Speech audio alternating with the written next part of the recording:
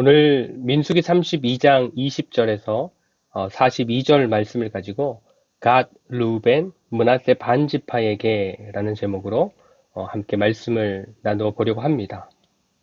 우리에게는 오감이 있습니다. 오감, 시각, 청각, 미각, 후각, 촉각. 이렇게 5가지의 감각을 오감이라고 합니다.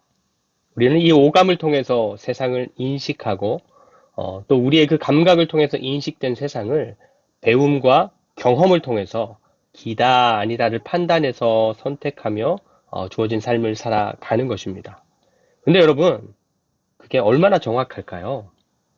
우리의 오감을 통해서 그리고 배움과 경험을 통해서 나름 신중하게 판단하고 또 최선으로 선택해서 살아가고 있는 우리의 삶은 얼마나 정확하고 또 괜찮은 삶이라 할 수 있을까요?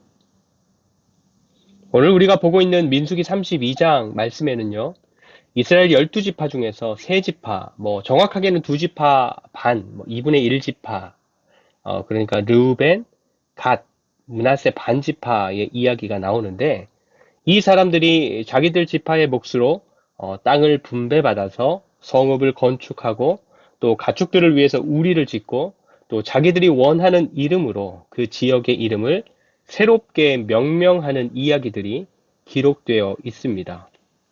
사실 아직 이스라엘 백성들은 가나안 땅에 들어가지 못했습니다. 하나님께서 이스라엘 백성들에게 약속하신 땅은 요단강을 기준으로 해서 서쪽으로 있는 가나안 땅이 바로 하나님께서 약속하신 땅인데 지금 이 르우벤과 갓과 므낫세 반지파가 분배받고 또 차지하게 되는 땅은 요단 동편에 있는 땅인 것입니다. 그래서 오늘 말씀의 앞선 이야기를 좀 살펴보면 좋겠는데 광야 생활 40년을 마무리하고 새로운 세대가 등장하면서 하나님께서는 이 새로운 세대 백성들을 광야가 아니라 가나안 땅으로 본격적으로 인도하시기 시작하십니다. 그런데 하나님께서 이 백성들을 가나안으로 인도하시는 길 역시도 순탄한 길은 아니었습니다. 많은 사람들이 이용하는 좋은 길이었지만 그 백성들이 지나가는 것을 거부하는 나라도 있었고 또 그 백성들을 저주하는 나라도 있었습니다. 근데 사실 무엇보다 크고 힘든 일이라면 맞서서 싸우는 일, 전쟁이었겠죠.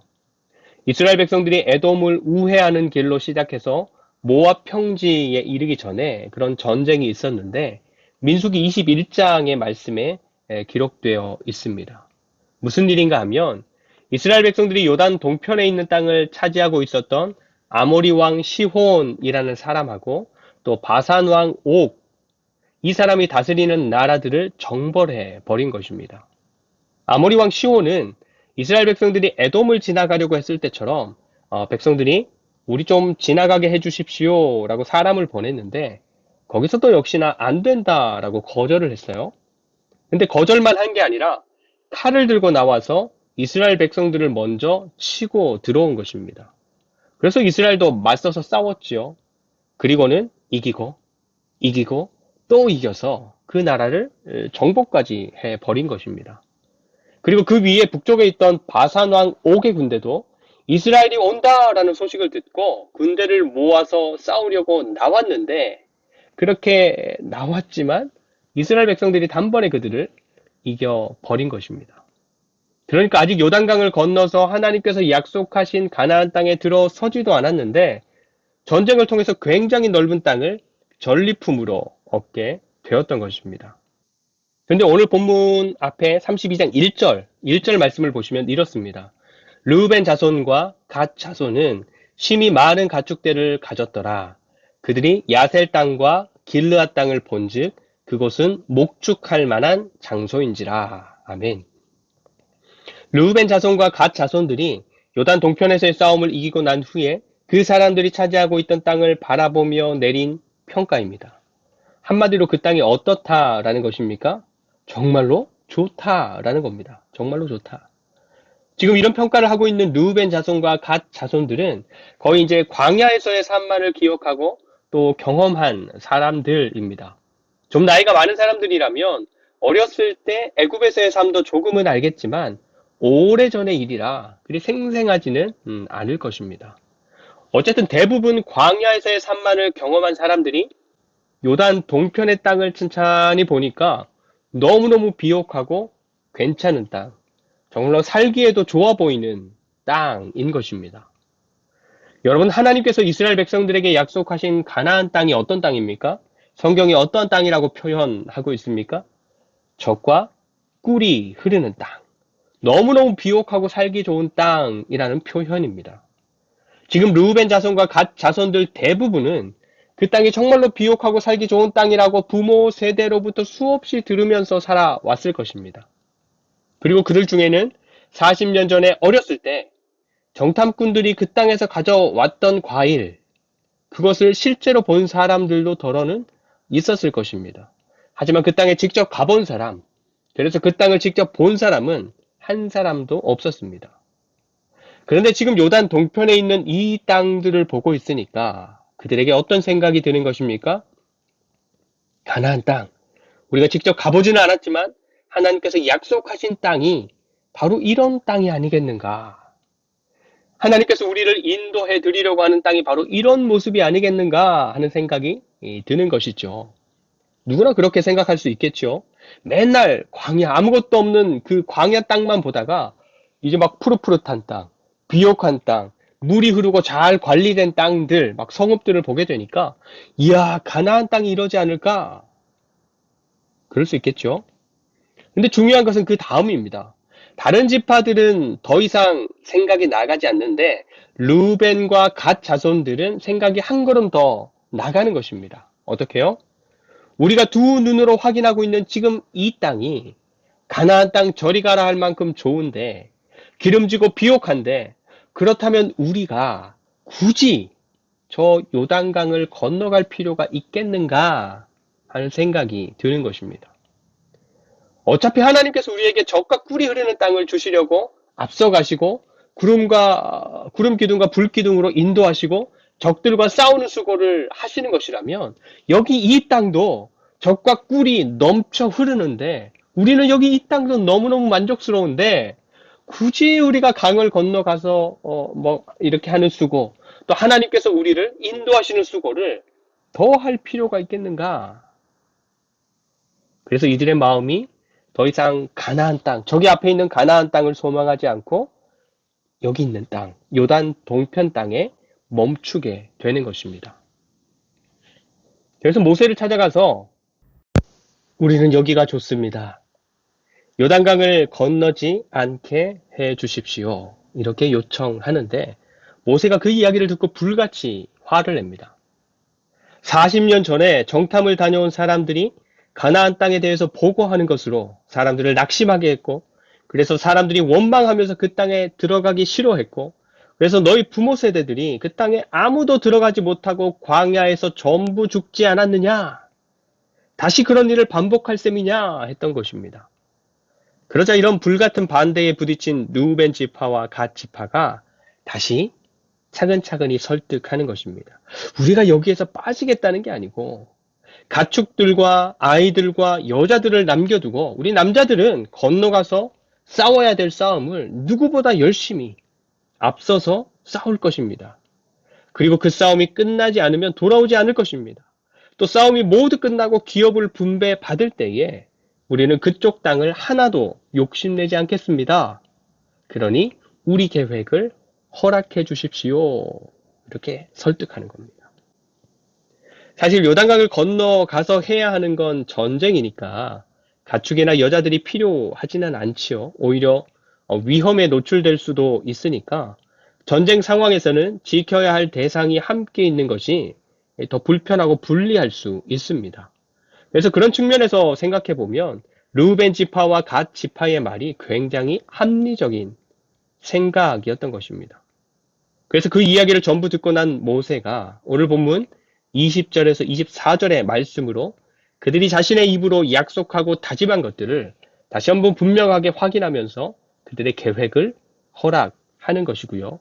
28절부터 32절에서는 공식적으로 그 결정을 대제사장과 모세 다음 지도자 여호수아죠. 그리고 백성의 리더들에게 알리게 되는 것입니다. 여러분, 르우벤 지파와 갓 지파의 이런 돌발적인 행동이 저들의 판단, 저들의 계획, 또 모세를 향한 어떤 집요한 설득, 이런 행동들이 괜찮은 것 같습니까? 사실 이 사람들은 자기들의 상황이 어떤지, 그래서 자기들에게는 어떤 환경이 가장 적절한지, 그래서 어떻게 해야 원하는 것을 얻을 수 있을지를 정말로 잘 파악하고 고민하고 계획해서 다른 지파들 입장에서도 뭔가 손해를 입게 되거나 억울하거나 그래서 싫지 않을 수 있도록 합리성과 효율성에 초점을 두어서 잘 말하고 설득한 것입니다. 근데 우리가 한 가지 놓치지 말아야 할 것이 있습니다. 무엇인가 하면 원래부터 그 땅은 하나님께서 약속하셔서 주시고자 한 땅이 아니었다라는 사실입니다. 그런데 왜 르우벤 지파와 갓 지파는 그 땅에 대한 마음을 멈출 수 없었던 것입니까? 정확히는 모릅니다. 그리고 그들이 모세에게 한 대답을 보더라도 나쁜 마음이 발견되지는 않습니다. 근데 여러분, 이랬을 것 같아요.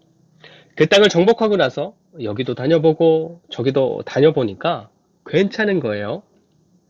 사람들하고 이곳에 대해서도 이야기해보고 저 멀리 있는 저쪽 지역에 대해서도 이야기해보니까 더 괜찮게 여겨지는 거예요. 계속해서 그 땅을 보고 계속해서 그 땅에 대해서 이야기하다 보니까 그 땅에 머무르고 싶은 마음이 생기는 것이죠. 그리고 거기에 머무르고 싶은 마음이 생기니까 여러 상황들을 머무르는 쪽에 맞추게 되고 그래서 합리화하게 되고 또 누가 들어도 괜찮은 이유들로 또 누구에게도 손해가 되지 않는 이유들로 가나안 땅이 아니라 요단 동편에 요단 동편 그 땅에 정착하자는 결론을 내는 것입니다. 여러분, 하나님을 믿는 믿음으로 살아가는 우리의 삶이 이럴 가능성이 없을까요? 누구도 반대하지 않아요. 누군가에게 손해가 되지도 않습니다. 또 나한테도 편하고 더 효율적이고 내 가족들에게도 좀 더 편안함을 줄 수 있을 것 같습니다. 그런데 하나님께서 뜻하신 자리는 요단강을 건너가는 것이랍니다. 지금 내가 간절히 원하는 이 자리가 아니라 내가 좀 더 가야 되는 저 자리라고 말씀하시는 것입니다. 이만하면 된 것 같고 이 정도 삶이면 충분한 것 같은데 하나님께서 목표로 하시는 자리는 여기가 아니라 저기 저 자리에 서는 것이고 지금 이 삶이 아니라 저 삶을 사는 것이고 지금 내 모습이 아니라 저런 사람이 되는 것, 저런 열매를 맺는 것이라 말씀하시는 것입니다. 여러분, 이스라엘 백성들에게 있어서 가나안 땅이 중요한 이유, 그 백성들이 그 땅에 들어가야 하는 이유는 그 땅이 젖과 꿀이 흐르는 땅이기 때문이 아닙니다. 그래서 그 땅에 들어가기만 하면 얻을 수 있고 누릴 수 있는 것들이 너무너무 많기 때문이 아닙니다. 이스라엘 백성들이 가나안 땅에 들어가야 하는 이유는 그 땅이 바로 하나님께서 당신의 백성들에게 주시겠다 약속하신 땅이기 때문인 것입니다. 객관적인 수치를 비교해서 판단하기에 가나안보다 더 좋은 땅이 있을 것입니다.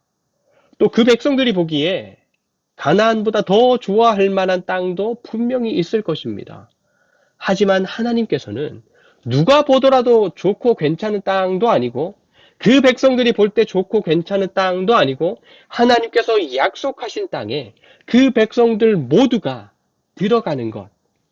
그래서 거기에서 그 백성들과 함께 살아가는 것을 목표로 두고 그 백성들을 인도해 가시는 것입니다.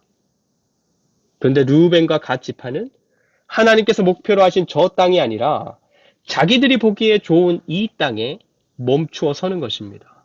이만하면 우리의 상황과 우리 형편에 가장 좋은 땅이다.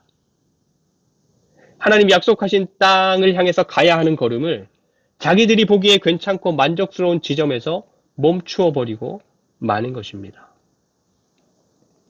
사도 요한이 요한일서 2장 16절에 이렇게 말씀합니다. 세상에 있는 모든 것이 육신의 정욕과 안목의 정욕과 이생의 자랑이다. 세상에 있는 모든 것들이 우리의 몸을 자극하고 우리의 눈을 자극하고 그것을 가졌을 때 우리로 만족하게 하고 든든함을 갖게 하는 것들인데 우린 눈으로 보니까 괜찮아요. 우리의 몸도 만족함을 느껴요. 우리의 오감이 괜찮대요. 또 주변의 사람들도 괜찮고 좋대요. 그러니까 오케이. 우리는 이 정도만, 우리는 여기까지만, 우리에게는 지금 이 정도가 딱이다. 거기에 멈추어 서는 것입니다. 근데 여러분, 우리 그리스도인들은 하나님께서 우리를 부르시기 전까지 멈추어 설 수 없는 사람들입니다. 하나님께서 함께하자 하시는 일이 있다면 내가 그것을 감당할 수 있을 때까지 그 수고를 멈출 수 없는 사람들입니다. 그리고 일이 아니더라도 하나님께서 허락하시는 호흡이 남아있다면, 호흡이 남아있다라고 한다면 그 호흡이 거두어지는 날까지 하나님 안에서 하나님을 사랑하는 삶을 멈출 수 없는 사람들이 바로 우리 그리스도인들인 것입니다. 여러분, 사도 바울이 빌립보서에서 이런 고백을 합니다. 빌립보서 3장 12절 말씀인데요. 내가 이미 얻었다 함도 아니요 온전히 이루었다 함도 아니라 오직 내가 그리스도 예수께 잡힌 바 된 그것을 잡으려고 달려가노라. 아멘. 바울은 하나님께서 하자 하시는 그 복음 전하는 일을 더 이상 못하는 상황에 이를 때까지 멈추지 않았습니다. 그리고 하나님께서 허락하시는 호흡을 멈추는 순간까지 나는 이미 얻었다, 온전히 이루었다 하지 않고 이만하면 됐다 여기지 않고 하나님을 사랑하는 삶도 멈추지 않았습니다. 지난 5월 19일 날 많은 크리스천들의 영적 스승이라고 불렸던 팀 켈러 목사님이 소천하셨어요. 한 사람의 목회자로 또 신학자로 또 변증가로 정말로 많은 일들을 감당하셨고 정말로 많은 사람들에게 좋은 영향을 주신 분인데 말년에는 좀 많이 아프셨죠. 갑상선 암도 있었고 마지막에는 췌장암 4기였었어요. 99%잘 치료했다 했었는데 위험한 부분으로 전이 되어서 결국에는 소천하셨다라는 이야기를 들었어요.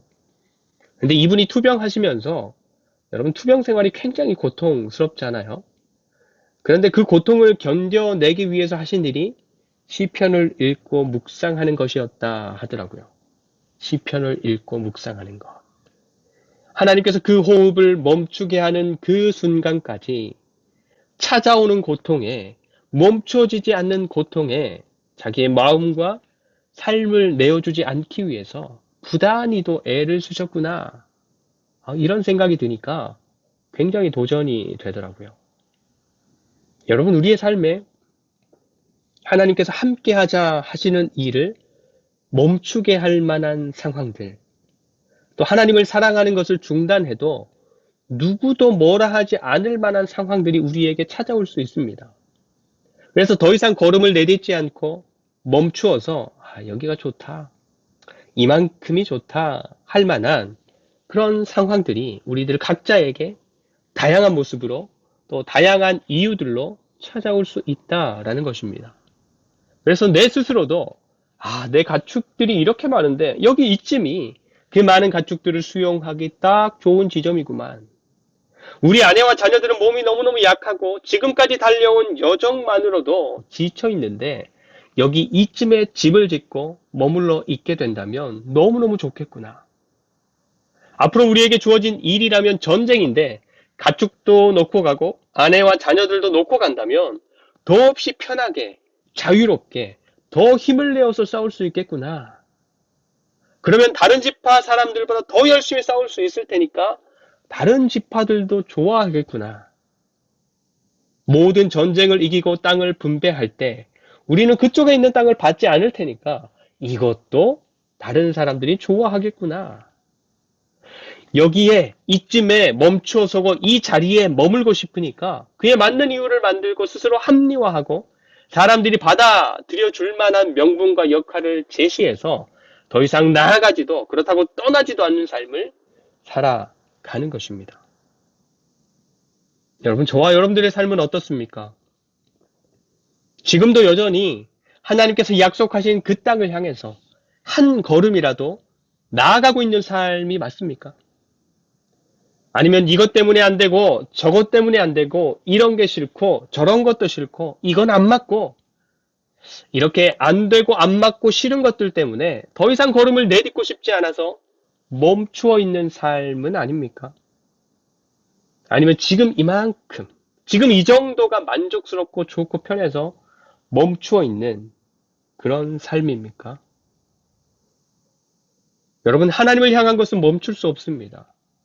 그것이 하나님께서 하자 하시는 일이든지 아니면 하나님을 사랑하는 것이든지 하나님을 향한 다름질을 멈출 수 없는 사람들이 바로 우리 하나님의 백성들, 하나님의 자녀들, 우리 그리스도인들인 것입니다.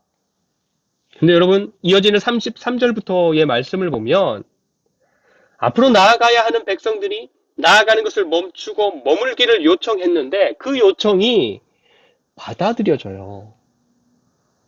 그리고 하나님께서 처음 약속하신 땅은 아니지만 루벤과 갓 지파가 요청해서 머물기 원했던 그 땅을 므낫세 반 지파까지 더해서 그 두 지파 반에게 분배하고 나가서 싸워서 이기고 취하게 하시더니 결국에는 거기까지 하나님께서 약속하신 땅으로 받아들여 주셨다.